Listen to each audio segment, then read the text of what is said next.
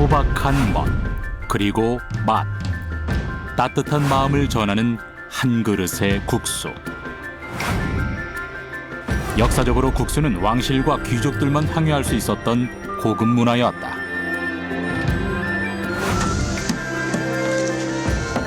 오랜 시간과 정성을 들여야만 맛볼 수 있었던 국수.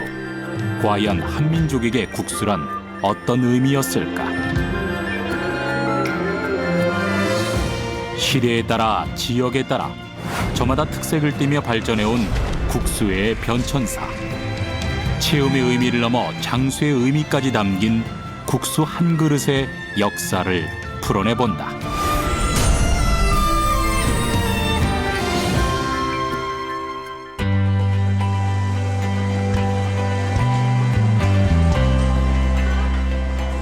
한국은 물론 전 세계까지 다양하고 푸짐한 먹거리로 큰 인기를 끌고 있는 광장시장. 그 중에서도 가장 인기를 끄는 음식은 단연 국수다.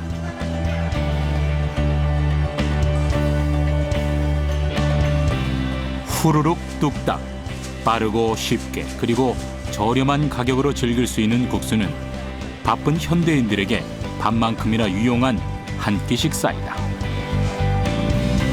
가볍게 즐기지만 든든함을 남겨주는 국수의 매력. 과연 현대인들에게 국수란 어떤 음식으로 인식되어 있을까? 그냥 먹는데 부담도 없고 편하고 소화도 잘 되고 그래서 이게 이 집 와서는 국수를 더 많이 먹는 편이에요. 칼국수를. 온 힘을 다해 치대고 누리는 국수 반죽.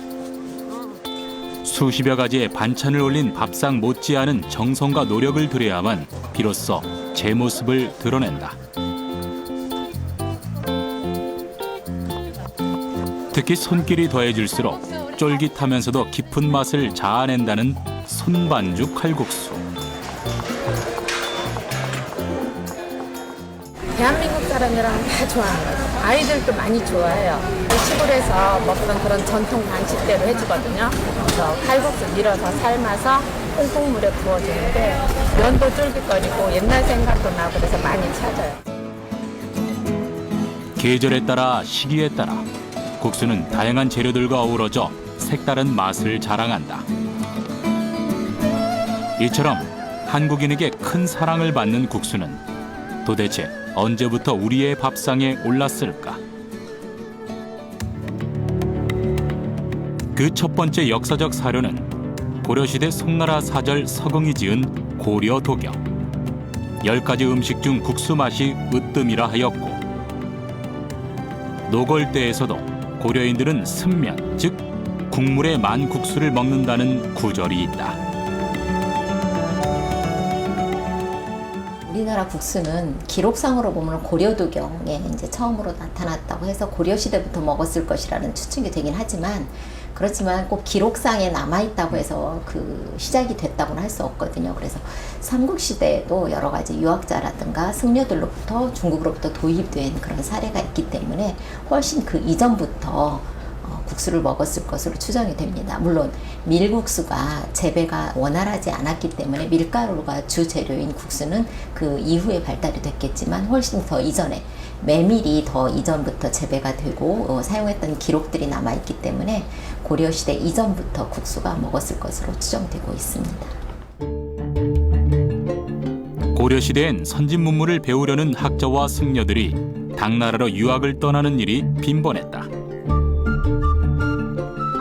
승려와 학자들이 밀집해 있던 지역은 장안, 당나라의 수도이자 불교 문화의 융성지였고, 또한 국수 문화가 절정기에 오른 지역이었다. 유학 생활을 하던 승려와 학자들은 곧바로 고려의 국수 문화를 전파했고, 이는 곧 한민족 국수 문화의 시초로 알려져 있다.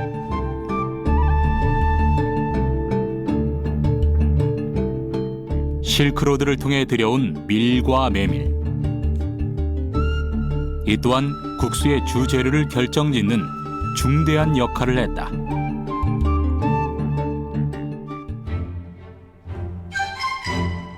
불교가 번성했던 고려시대엔 사찰 제례를 위해 국수를 만들고 또 팔기도 했다는 기록이 있다.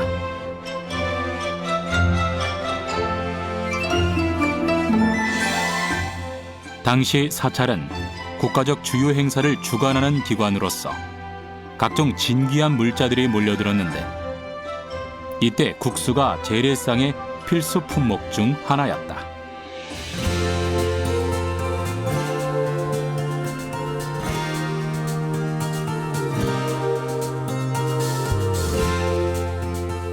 고려시대 국수와 깊은 관련이 있는 절을 찾아 나섰다. 이름하여 조면사지. 고려시대 국수를 담당하는 절이라면 그 명칭에 국수를 뜻하는 밀가루 면자가 들어있는 것이 특징이다. 전국적으로 지역마다 국수를 담당하는 절이 따로 지정되어 있을 정도로 사찰에서 국수는 중요한 의미를 가진 음식이었다. 이 절은 조면사지라고 알려져 있는데요. 아마도 창건은 기와라든가 탑으로 봐서는 고려 초기에 창건이 되어서 조선 전기에 폐찰되지 않았나 그렇게 생각되는 절터입니다. 그 당시 사찰의 규모를 짐작할 수 있는 기와의 수막세. 고급스러운 무늬만 보더라도 이 지역에서 꽤 크고 중심적인 역할을 했던 사찰임을 뜻한다.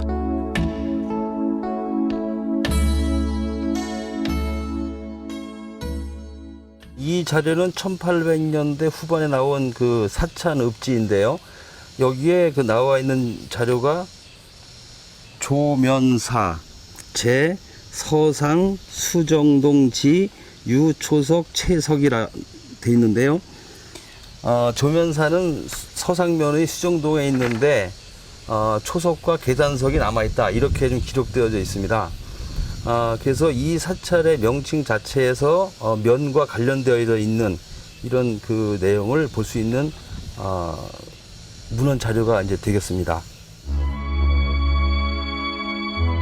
경상북도 문경시.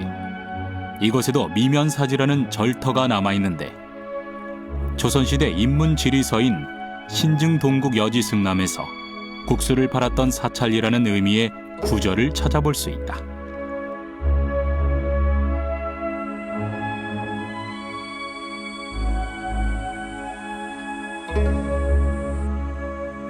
사찰과 국수는 과연 어떤 관계이고 또 국수는 어떤 의미를 가진 음식이었을까? 사찰을 중심으로 발전한 고려시대 국수 문화를 좀 더 들여다보고자 한다.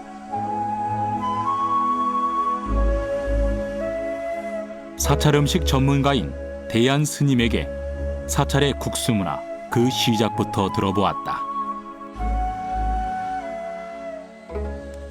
삼국시대 신라 말기, 통일신라 말기에 이제 스님들이 당나라에 그 불교 학문을 위해서 유학 갔을 때 거의 중국에서 많이 그 음식을 접하고 한국의 사찰에서 그걸 먹게 한 그런 이제 어떤 문헌적인 게 나오거든요. 그러니까 처음에 이제 국수를 알린 사람이 그 고려시대의 원진이라고 하는 스님이다 이렇게 기록에 나오고요.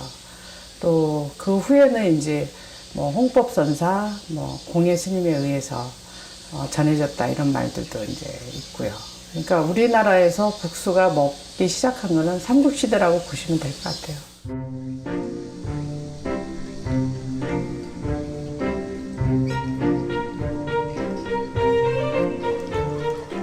예부터 국수는 승려들에게 별식 중에 별식으로 손꼽혀왔다. 먹는 그 순간 승려의 얼굴에 미소가 드리워진다 하여 불가에서 국수는 승소면이라는 이름으로 불려왔다. 사찰에서도 국수는 특별한 날이 아니면 맛보기 힘든 귀한 음식.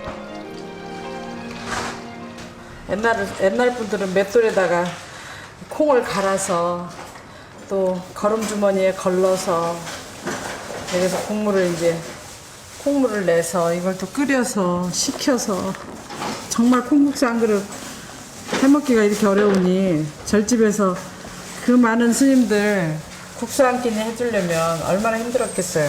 그러니까 자주 못 해주니까. 사찰의 음식엔 조리에 3가지 덕이라는 게 있다. 청정해야 하며 맛이 부드러워야 하고 법과에 맞는 색과 건지의 대비를 맞춰야 하는 것이다. 자극적이지 않으며 승려들의 부족한 영양만을 채울 수 있는 소박한 음식.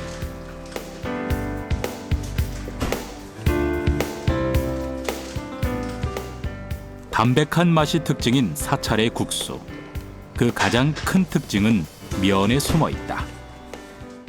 사찰의 국수는 거의 절면이죠. 국수 종류가 이제 뭐 세간의 국수도 종류가 많고 절집에도 종류가 많은데 이렇게 칼로 일단 면을 잘 밀어서 칼로 쓰는 걸 이제 절면이라고 하거든요. 근데 거의 절면 상태고 아마 조선시대에 까지는 아마도 절면이지 않았나. 그리고 일제강점기 근대에 와서 국수를 어쨌든 말린 국수가 나오기 시작한 이후로는 거의 다 그 국수를 많이들 이용하죠. 사찰의 국수는 간을 더하는 조미보다 씹는 맛인 면의 식감에 더욱 치중한다.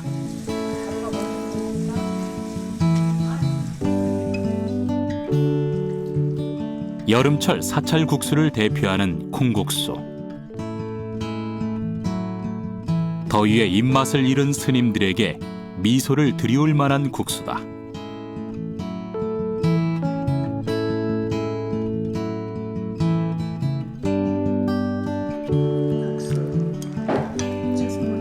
사찰 음식에선 육수가 아닌 채소로 국물을 우린 채수를 사용하는 것이 특징이다. 콩물이 국수면에 좀 붙어야 되거든요. 그래서 면적이 좀 커야 되고요. 이런 국물 내기를 해서 육수가 있고 국물이 많은 것은 면이 굳이 넓을 필요가 없어요.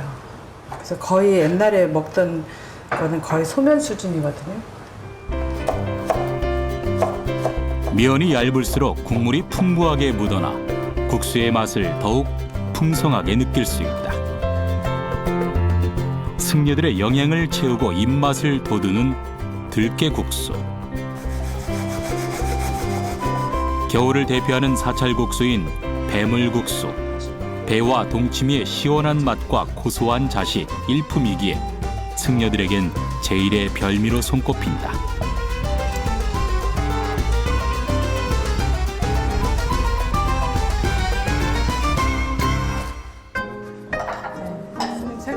닭발식이나 불교 행사 때에만 맛볼 수 있었던 국수.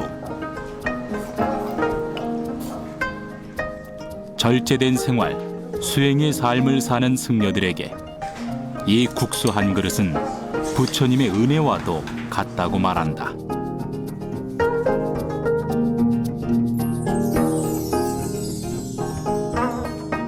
대부분의 이제 이런 특별한 이제 여름철에 그 더위에 이제 시원한 요리는 특히 이제 시원한 배를 갈아서 이렇게 단박하게 특별한 요리라고 그렇게 생각이 되는데, 제 방의 선방에서 이제 수행하는 스님네들이 이런 음식을 많이 좋아하십니다.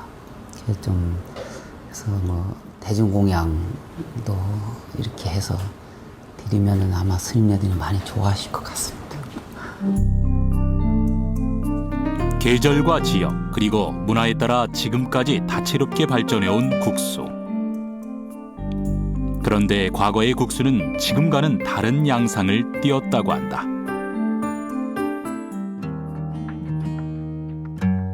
옛부터 우리나라는 밀가루를 재배하긴 어려운 자연 환경이었다. 그렇다 보니 척박한 땅에서도 잘 자라는 메밀이 국수를 만드는 주요 재료가 되었다.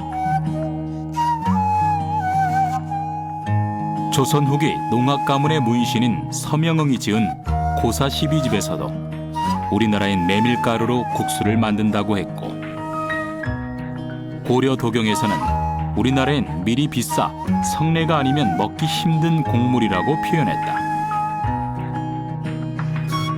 문헌의 이야기를 종합해보면 조선시대까지만 해도 우리나라의 국수는 하얀 면발이 아닌 검은 빛이 도는 메밀국수 가락이 대부분이었다는 이야기다. 우리나라는 이렇게 이제 좀 땅이 척박한 곳, 뭐 강원도나 북쪽의 함경도나 평안도나 이런 곳에서 메밀이 참 잘 자랐어요. 밀은 아무래도 우리나라에서 기후나 어떤 풍토, 토양 때문에 잘 안 됐거든요. 메밀국수는 흔한데 밀국수는 많이 이렇게 귀했어요.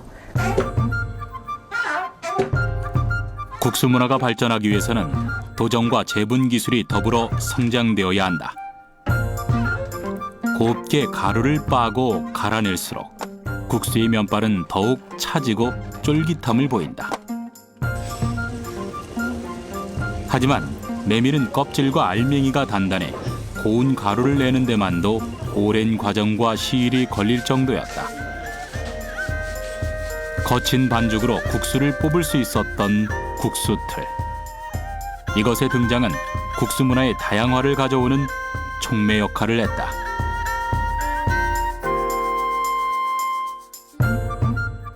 우리나라에서 국수 틀의 등장은 정확한 기록은 없습니다만 역시 고려시대 때부터 그 국수 틀이 나와 있지 않아 생각이 되고요.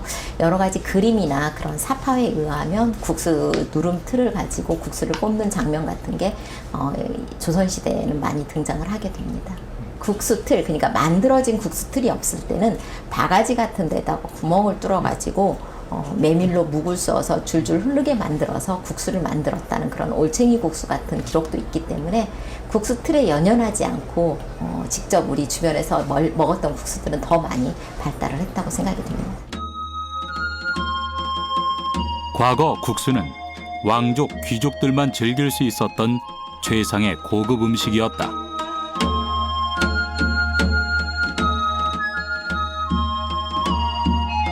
귀족들에게 국수는 자신의 부와 명예, 그리고 권력을 과시할 수 있는 도구로도 이용될 정도였다.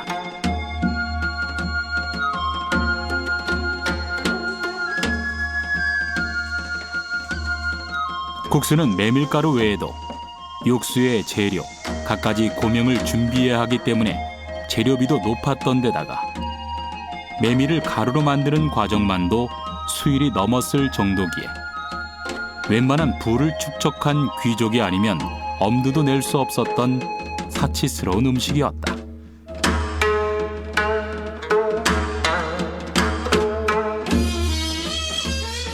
잔치를 앞둔 양반가에선 몇 달 전부터 국수를 준비할 정도로 복잡하고 오랜 시일이 걸렸다. 이를 위해 온 집안의 아녀자들이 모두 모여 국수 만들기에만 집중할 정도로 힘든 일이었다.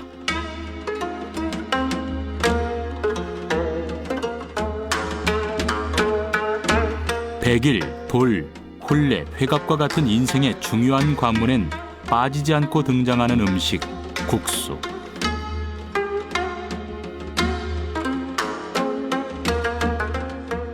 우리가 태어나서 죽기까지 여러 가지 의례가 겹쳐요. 그래서 백일, 돌, 커서 관례, 계례, 혼례, 그리고 회갑, 진갑, 그렇게 이제 겹치는데 그럴 때마다 항상 국수 장국이 올라와요. 면 요리가 올라와요. 국수는 항상 귀한 음식, 그리고 장수를 뜻하는 음식, 그리고 어떤 평안을 가져오는 음식, 그리고 백년해로를 하는 음식으로 되어서 굉장히 귀한 음식으로 전해져 내려옵니다. 중요한 경사가 있는 날이면 국수를 함께 먹는 것뿐 아니라 선물을 하는 풍습도 있었다.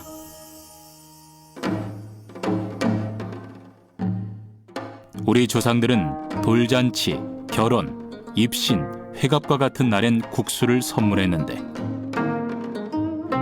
이는 잔치상 장만을 위한 나눔의 미덕이자 장수와 평안이 깃들라는 특별한 의미를 담고 있었다.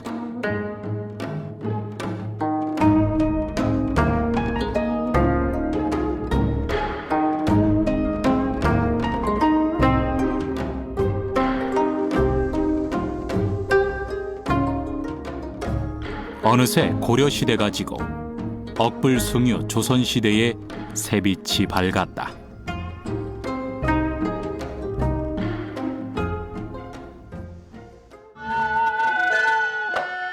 이제 불교계의 행사가 아닌 왕실 의례에서 국수 문화가 꽃피우기 시작한다. 진찬의궤, 진연의궤와 같은 조선 왕실 조리서에는 무려 20여 개의 국수 장국을 저술했을 만큼 다양한 국수 음식이 등장하는데 고려시대와는 비교할 수 없을 정도로 화려함이 극에 달했다. 궁중에서는 궁중의 잔치를 기록해 놓은 게 의궤라는 책이 있어요. 궁중 의궤에 보면 항상 이 면이 항상 중심에 있었어요.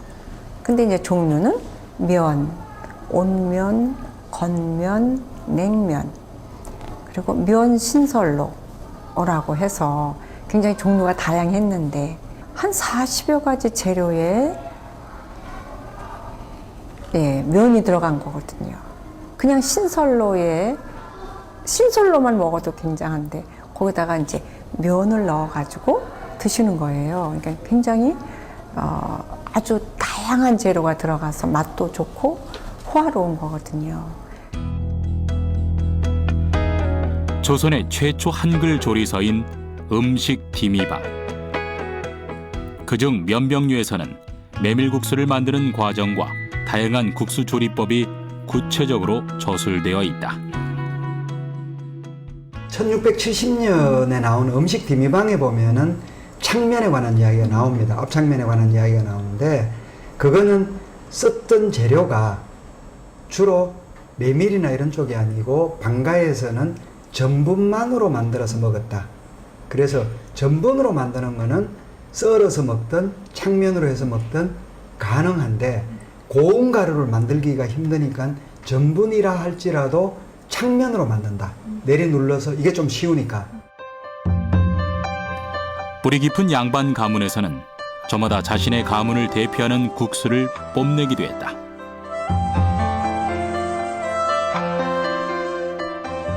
특히 조선시대의 역사 중엔 유독 국수를 사랑한 왕들의 기록에 많이 나타나는데 그만큼 왕실 행사에 국수가 자주 오르다 보니 왕들에겐 국수가 친숙한 음식일 수밖에 없었는데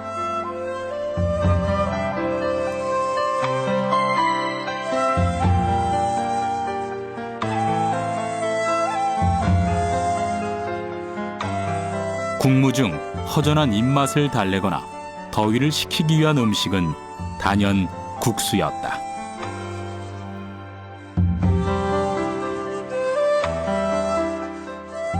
조선 전기에는 메밀국수가, 후기에는 냉면이 조선의 왕들의 마음을 사로잡았을 정도였다.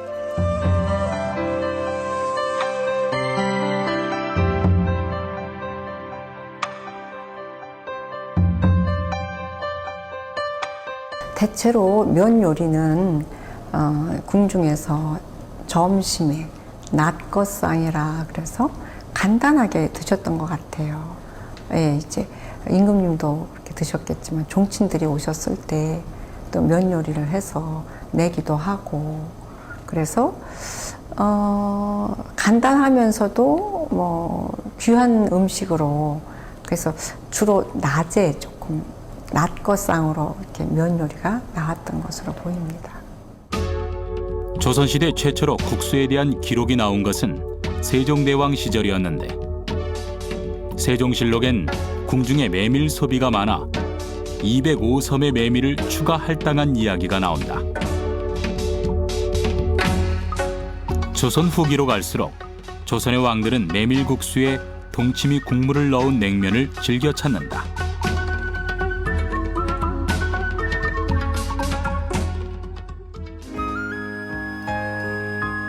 조선 제27대 왕인 순종은 11살인 당시에 달 구경하는 것을 몹시 좋아했는데 그때마다 신하들에게 냉면을 주문했고 온면이 주로 올랐던 궁중잔치, 헌정은 할머니 순원왕후와 어머니 신정왕후의 생일잔치에 최초로 차가운 냉면을 올린 기록이 있다.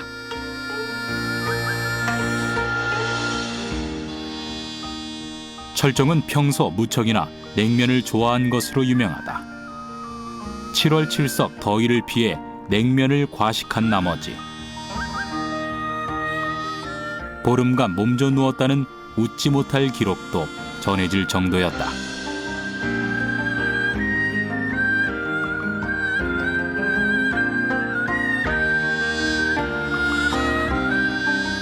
조선의 마지막 황제 고종도 몹시 냉면을 즐겼는데 특이한 점은 수락관이 아닌 궁궐밖 대한문에서 냉면을 주문해 먹었다는 것이다. 이 사실은 이미 조선 후기에는 냉면을 판매하는 식당이 대중화되었다는 것을 의미한다.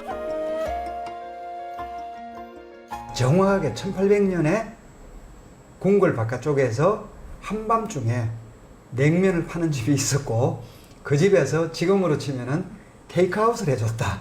냉면을 사리만 해서 팔기도 했다. 그게 없으면은 궁궐로 해서 한밤중에 냉면 사다 먹었다는 게 불가능하니까 서경을 중심으로 해서 서경보다는 더 컸던 한양하고 이런 데서는 길거리에서 매식을 하는데 그 매식을 했던 주요 품목 중에 하나가 냉면이거나 국수가 아니었을까. 왜냐하면은 밀가루는 여전히 귀했지만 메밀가루하고 전분은 구할 수가 있는 상황이었으니까 그걸 냉면으로 만들어서 길거리에 팔았고 이 시기에는 다른 것을 먹었는지 안 먹었는지는 모르지만 돼지고기 수육하고 돼지고기에서 나온 국물 그 육수는 먹지 않았을까 추론해 볼 수 있는 거죠. 우리나라에서 냉면은 평양, 함흥, 진주 이 세 곳을 중심으로 퍼져나갔다. 17세기 대문장가 장유의 문집 계곡집에선 냉면에 대한 이야기가 처음 등장하는데 이 구절은 냉면을 먹은 후 감상을 표현한 것이다. 냉면의 발달은 곧 귀족들의 유흥문화와 직결된다. 흥겨운 술자리 뒤에 언제나 등장하는 냉면 한 그릇은 해장 음식의 대명사였는데 조선 후기의 실학자 이규경은 평양의 명물로 감옥로와 냉면 그리고 비빔밥을 꼽았다. 고기 안주에 감옥로를 즐기고 속풀이로 냉면을 먹는 게 제맛이라 하여 이때부터 선주후면이라는 말이 등장했을 정도다. 다산정약용이 한 10년 전에 고은저리에 지금의 황해도 쪽에 가서 시험 감독관으로 갔다가 그 좀 잘 살고 그다음에 고위직인 사람 집에 가서 냉면하고 노루고기를 먹었고 그다음에 냉면을 드실 때 숭채 지금으로 치면 배추김치입니다. 고춧가루가 없는 하얀 배추김치와 더불어서 냉면을 먹었다는 기록이 다산의 시에 정확하게 나와 있으니까 그거는 아마 아주 당기면은 1790년 언저리에는 냉면을 좀 사는 집에서는 먹었고 아마 시중에서도 널리 먹지 않았을까.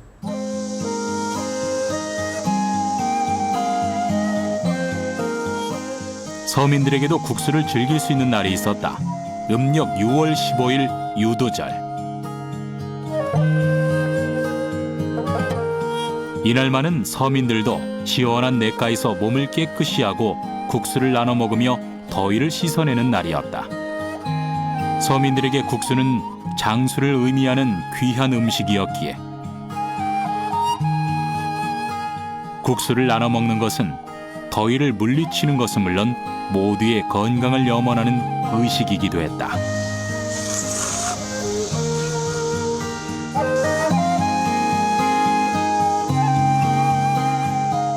집에서는 흔히 반죽을 해서 이렇게 접어가지고 그래서 이렇게 칼국수로 해서 많이 먹었고 다시 말하자면 국수 틀에 눌러서 그렇게 뺀 국수가 있고 손으로 또 이렇게 반죽해가지고 또 접어가지고 칼국수로 만든 게 있고 또 늘려서 또 이렇게 칼국수로 만들어 먹기도 하지만 또 수제비로 또 하기도 하고 그래서 굉장히 좀 다양하게 먹어온 것으로 보여요.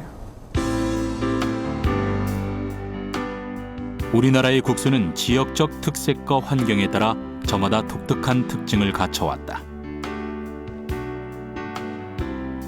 서울 경기 지역, 역사적으로 수도 중심지로 왕실과 귀족 문화에 따라 화려하고 사치스러운 국수가 발전했고,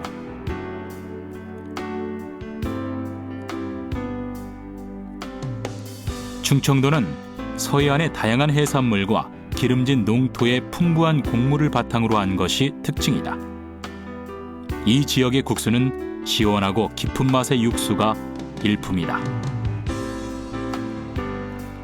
전라도는 비옥한 곡창지대가 많다 보니 밥 문화가 크게 발전한 반면 국수 문화가 활성화되지 못했다.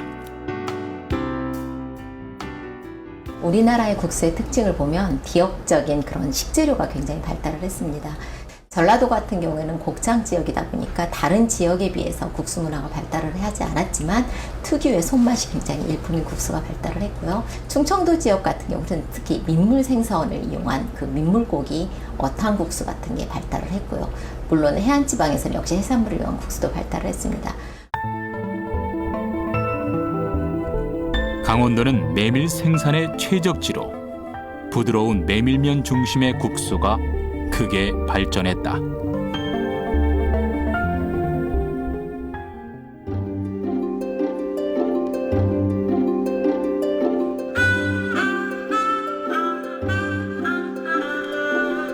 과거 메밀국수를 만들던 전통 도구들. 척박한 메밀로 별식을 만들기 위한 조상들의 지혜의 흔적들이다. 찰기가 없는 메밀 반죽을 국수로 뽑기 위해선 국수 틀은 없어서는 안 될 도구였다. 메밀의 주산지더라도 광원도 하전민들에겐 국수는 흔히 먹을 수 없는 음식이었다. 잔칫날이나 귀한 손님을 대접할 때나 접할 수 있는 특별한 날의 음식인 것이다. 국수는 사실 그 시간이 많이 걸리고 정성을 많이 들여야 하는 음식이에요. 요즘 같으면 기계로 많이 이렇게 쉽게 만들 수 있지만 예전에는 굉장히 공을 들여서 만들어야 하는 음식이기 때문에 쉽게 먹을 수 있는 음식이고 정말 귀한 사람들이 왔을 때, 귀한 손님이 왔을 때 대접했던 음식. 그래서 잔치는 정말 경사죠. 그래서 국수를 대접했는데 강원도에서는 미리 귀해요. 그래서 결혼식 때 막국수를 눌러서 손님들에게 대접을 했던 것이. 메밀가루는 밀가루에 비해 반죽이 쉽게 뭉쳐지지 않는다. 전통 방식으로 한다면 오랜 시간 치대고 반죽해야만 덩어리가 지는 형태를 겨우 잡을 수 있을 정도다.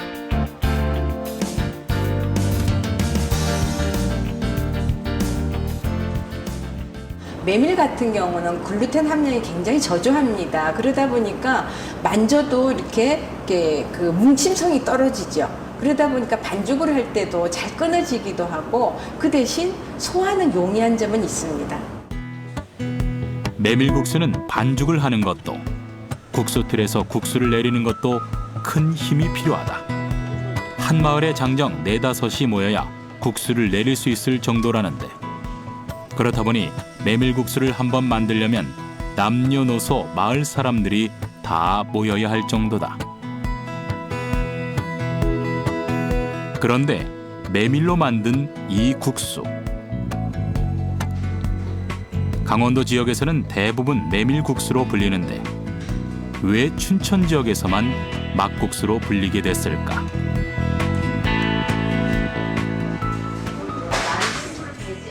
막국수의 원료가 메밀이에요. 그럼 메밀국수로 하면 될 텐데 굳이 막자를 왜 썼을까? 다들 궁금해 하시죠. 특히 춘천 막국수는 그냥 메밀국수 하면 편한데, 그래서 그 막자를 쓰는 건 우리말에서 막자를 쓰는 건 2가지 의미로 쓰여요. 그래서 하나는 성의 없이 함부로 막대하다 할 때 막자를 쓰죠. 또 하나는 지금 금방 바로 막. 그래서 춘천 막국수는 막 만들어 먹는 국수다라는 의미의 막국수예요.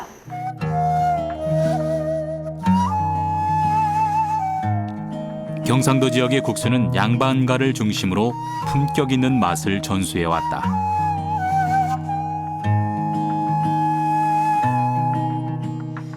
경상북도 안동시에 위치한 경당고택. 음식 비미방의 저자인 안동 장씨의 친정으로 이곳에서는 종갓집 대대로 국수를 반죽해 끓는 물에 삶아내어 육수를 붓는 안동국시를 계승해 오고 있다.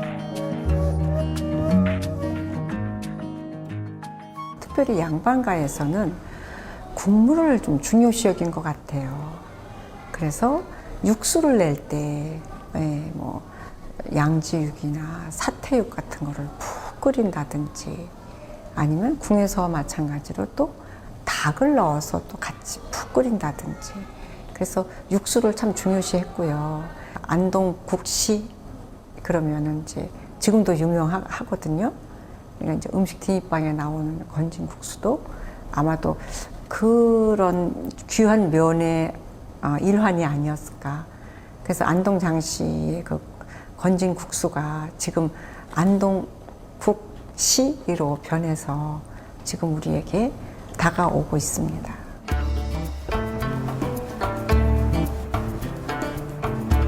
한민족의 탕반 문화. 우리의 식사엔 밥과 국이 항상 함께이듯이 국수 역시 면과 함께 각종 재료로 우린 육수가 함께한다.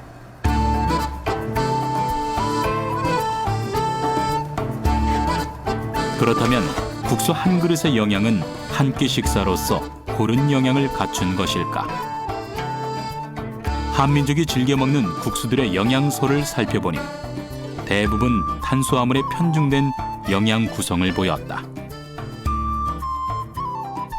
밀가루 국수와 메밀국수는 모두 채소 과일의 비타민, 무기질 이런 영양소가 부족하기 때문에 채소 반찬과 같은 또 채소의 고명으로 올려서 함께 먹는 것이 좋습니다. 제주도에서 많이 생산되는 것들이 이제 해물이라든지 생선이 되기 때문에 이런 것들도 푹 구워와서 육수로 활용한다든지 또 고명으로 얹어서 즐겨 먹어서 영양 성분을 보충했다라고 볼 수가 있겠고요. 또한 당근이라든지 애호박, 버섯 뭐 이런 것들도 그 고명으로 얹어서 영양을 골고루 밸런스를 맞춰서 먹었다라고 볼 수가 있습니다.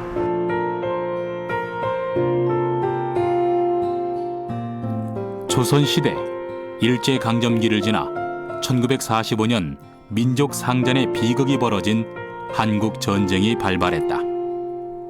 모두가 굶주렸고 모두가 헐벗었던 시절.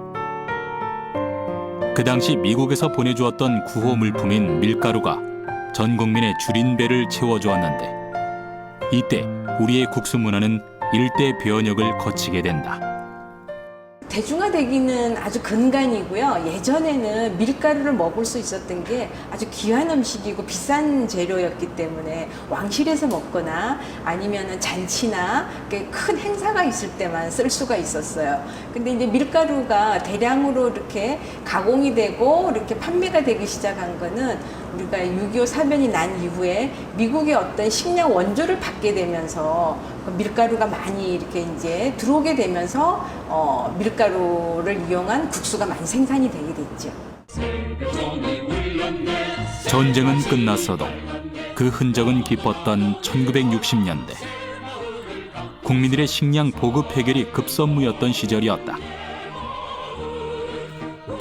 이를 위해 국가에선 혼분식 장려 운동을 하게 되는데 쌀보단 혼식, 밀가루 소비 촉진은 국수의 대중화를 이끈 결정적 시류였다.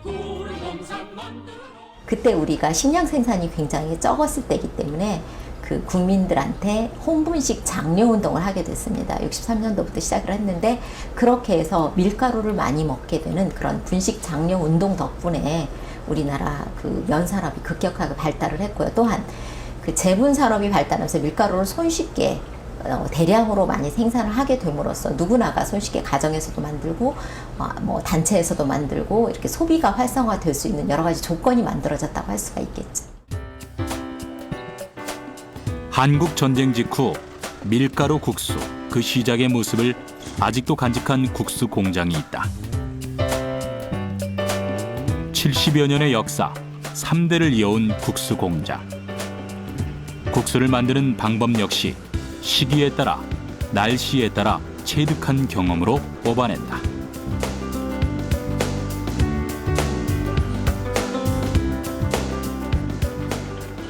사계절마다 저희가 염도도 틀리고 다 틀리거든요. 물 양도 틀리고 뭐 어떤 날은 좀 국수를 질게 빼고 어떤 날은 좀 되게 빼고 뭐 그런 식으로 하거든요.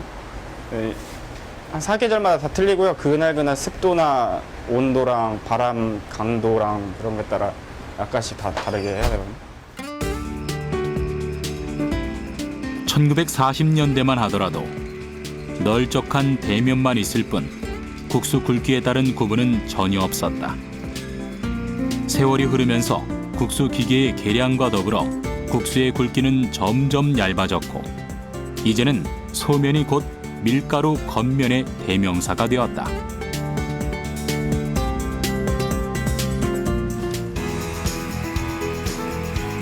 바람과 태양의 힘으로 완성된 전통 국수. 이제는 연륜의 깊이가 더해져 사람들에게 깊은 감동을 더해주고 있다. 1960년대 초반 밀가루 국수의 또 다른 파란이 일어났다. 바로 라면의 등장. 한국 전쟁 후 20여 년이 흘렀어도 어려운 형편을 벗어나지 못했던 대한민국. 국민들의 허기진 배를 채울 수 있는 방법을 고안하던 차에 한 식품회사에서 라면이라는 한 수를 던진 것이다.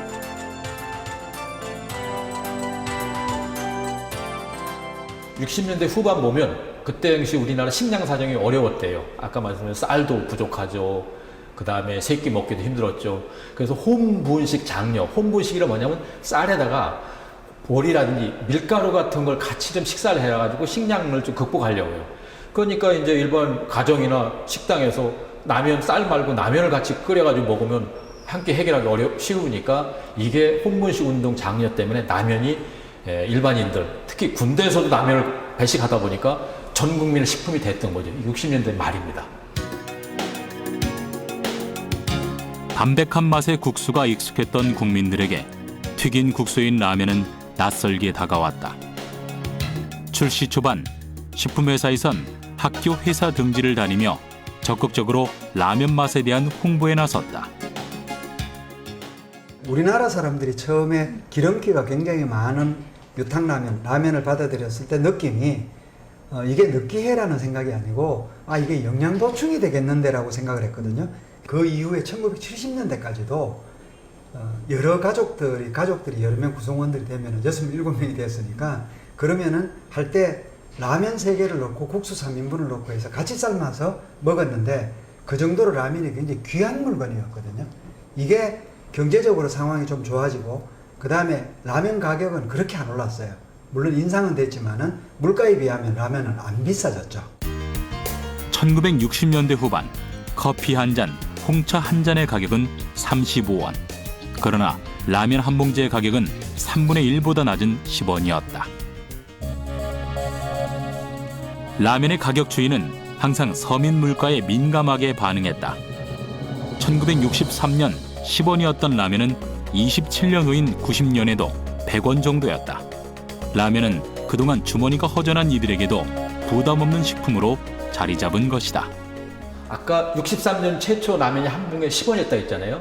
68년, 9년까지 계속 유지를 하다가 나중에 19원, 20원, 22원, 24원, 30원 이런 식으로 아주 천천히 저렴하게, 왜냐하면 서민의 식품, 국민의 식품이었기 때문에 아주 최저 가격으로 유지해가지고 판매를 해왔죠. 지금도 라면 봉지 하나에 600원, 700원입니다. 아주 저렴하죠. 한 끼에 식당 5,000원인데 한 봉지에 600원, 700원. 이만큼 서민들하고 친숙한 라면이죠. 현재 우리 주변의 국수들은 어떤 모습을 보이고 있을까? 단순한 밀가루, 메밀가루 면을 넘어서 다양한 맛과 기능성의 웰빙 제품이 대세를 이루고 있다.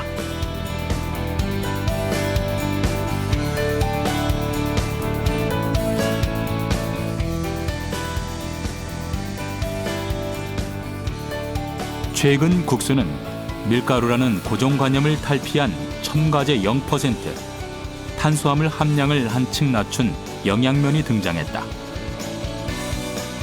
소화가 용이하고 식이섬유가 많아 남녀노소에게 부담이 없다는데,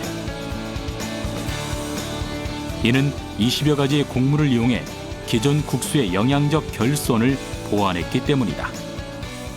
기존에 만든 국수들이 전부 다 밀가루 국수다 보니까 이제 요즘에 밀가루 국수에 대한 뭐 약간 안 좋은 부분들 이런 것들이 부각되면서 웰빙이라든지 건강이라든지 이런 것들을 많이 생각을 하시더라고요. 그러면서 밀가루가 고탄수화물로 되어 있다 보니까 뭐 당뇨라든가 성인병 또 뭐 이런 부분 소화불량들을 일으키는데, 이런 것들이 차츰 어떤 건강한 국수, 건강한 재료로 만든 음식, 이런 트렌드로 좀 바뀌지 않을까 생각을 합니다.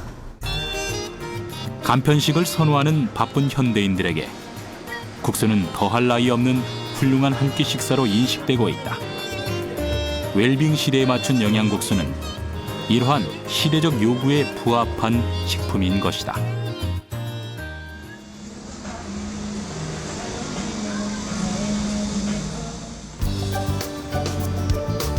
20가지 곡물로 만든 영양면으로 국수 메뉴를 구성한 레스토랑. 점심, 오후 시간대면 부담 없는 식사나 간식으로 국수를 찾는 사람들이 많다는데, 이곳에서 국수 메뉴는 계절과 상관없이 꾸준한 사랑을 받는 메뉴로 자리 잡았다. 지금 현재 여름철 계절 메뉴로서는 저희가 이제 냉면하고 이제 콩국수가 지금 가장 많이 손님들이 찾고 있는데요. 콩국수 같은 경우는 저희가 이제 직접 콩하고 이제 렌틸콩을 같이 삶아서 직접 갈아서 나가기 때문에 손님들이 많이 선호하시고요. 냉면 같은 경우도 시원한 맛으로 많이 찾으시고. 국수에 대한 인식을 새롭게 바꾼 영양국수. 웰빙 시대의 이 건강한 맛은 모든 필요 조건을 충족한 맛으로 다가갔다. 기왕이면 몸에 좋은 걸 골라서 많이 먹잖아요. 그래서 저는 여기를 가끔 오는 편이에요. 면이 우선은 잡곡인데다가 쫄깃하고 탱탱해요. 여기는 잡곡국수라서 쫄깃쫄깃하고 맛도 좋고 또 소화가 잘 돼요. 속이 편안해서 여기는 제가 자주 오는 편입니다. 이제 국수는 한국인이 사랑하는 가장 대중적이고도 대표적인 음식으로 자리 잡았다. 여러 부인께서 이제 곡물국수에 대한 인식도가 좀 낮다 보니까 손님들이 이제 국수를 먹으면서 면이 좀 일반 밀가루보다 좀 씹는 맛하고 이게 면의 성분이 좀 강하기 때문에 좀 약간 안 익은 듯한 그런 맛들이 있었습니다. 그런데 이제 요게 이제 노약자나 어린이들, 임산부들 이런 분들께서 오셔서 이제 이 면을 드심으로써 이제 속이 좀 편안하고 이제 그 밀가루처럼 이제 속에서 이제 부담스러운 그런 그 영양소들이 없다 보니까, 그래서 이제 지금은 많은 분들이 이제 단골로서 이제 많이 저희 가게를 찾아주시고, 특히 이제 어린 꼬마 친구들이 많이 오십니다. 특히 어머니들이 꼬마 친구들 데리고 와서, 왜냐면 이제 밀가루 성분이 없다 보니까 순수히 저희 국산 곡물로 면을 만들어서 나온 면이다 보니까, 그래서 노약자분, 특히 이제 가족들 모임 행사 그런 분들께서도 많이 오시거든요. 한민족의 삶이자 생명의 끈이자 문화의 바탕인 국수. 그 긴 면발 속엔 한민족이 생동할 수 있는 큰 힘이 담겨 있다. 거친 세파에 붙여 국수는 다양한 모습으로 변해왔지만, 그 속에 변하지 않는 단 하나, 우리 민족의 희망을 담은 한 그릇 음식임은 오롯이 전승되어 왔다.